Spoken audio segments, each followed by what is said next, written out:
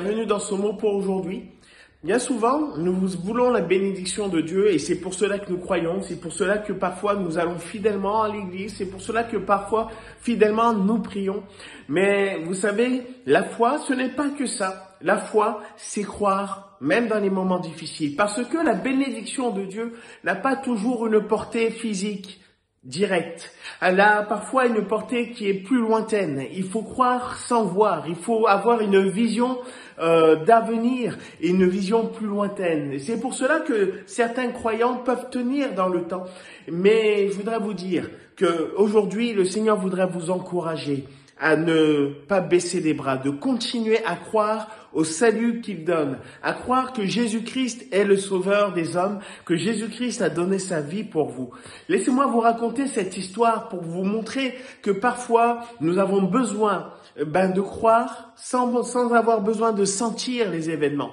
Il y a une femme qui s'appelle Ruth, qui va se retrouver dans une famille, celle de Naomi, et cette femme, en fait, cette famille va quitter justement Bethléem pour aller dans la contrée de Moab suite à une famine.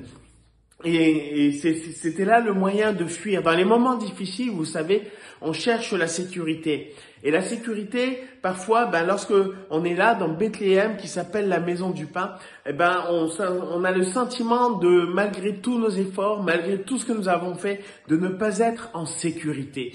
Et Ruth va hériter de cette famille, cette famille de Naomi.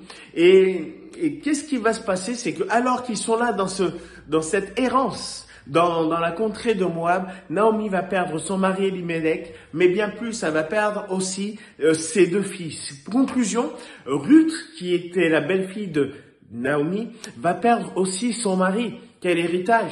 J'hérite d'une famille qui croit en Dieu et je perds tout ce que j'ai. Je crois que certains se reconnaissent lorsqu'ils se disent finalement depuis que je crois en Dieu, j'ai tout perdu, ça ne va pas.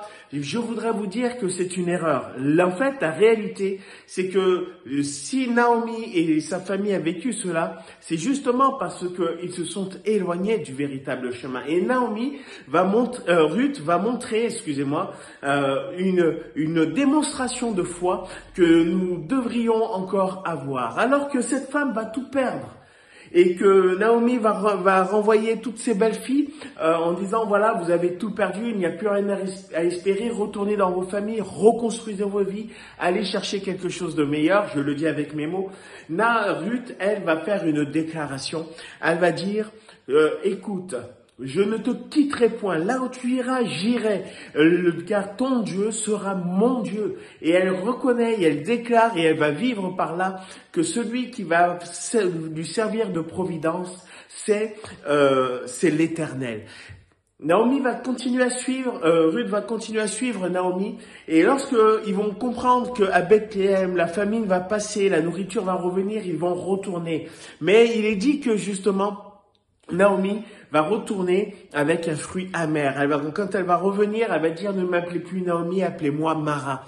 Et Ruth va être témoin de toutes ces choses. Et je pense que Ruth aurait pu aussi avoir de l'amertume, de la colère.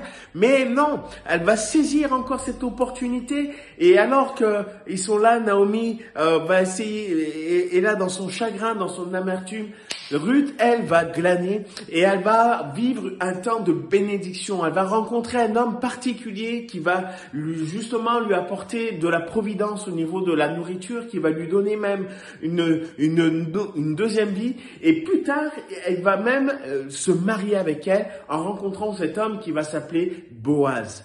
Boaz va être l'objet de la bénédiction. Et c'est pour cela que Dieu va bénir, parce que malgré la difficulté, malgré la souffrance, malgré le désert, malgré l'amertume qui était là et que Ruth voyait dans la vie de sa belle-mère, Ruth n'a jamais cessé de croire en l'Éternel. Et l'Éternel a pu reconstruire ses vies. Je voudrais vous dire aujourd'hui, peut-être que tu traverses des temps difficiles, peut-être que tu as des temps d'épreuve, des temps qui même te déchirent le cœur et qui emmènent de l'amertume dans ton cœur. N'en veux pas à Dieu, continue à croire que Dieu est celui qui peut encore te délivrer, te sauver, t'aider, te secourir. Et si ce n'est pas aujourd'hui, sache qu'il y a une bénédiction future, tout comme ça a été le cas pour Ruth. L'héritage de tous ceux qui croient en Dieu, c'est qu'un jour, il reviendra chercher tous ceux qui auront cru, il les sauvera, il les délivrera, il séchera leurs larmes, il y aura des temps de joie, de victoire, de réjouissance pour ceux qui croient. Mais aujourd'hui, je voudrais vous donner cette parole de Jésus nous pouvons retrouver dans l'évangile de Jean, chapitre 20, verset 29, où Jésus va dire « Heureux ceux qui croiront sans avoir vu et qui n'auront point vu ».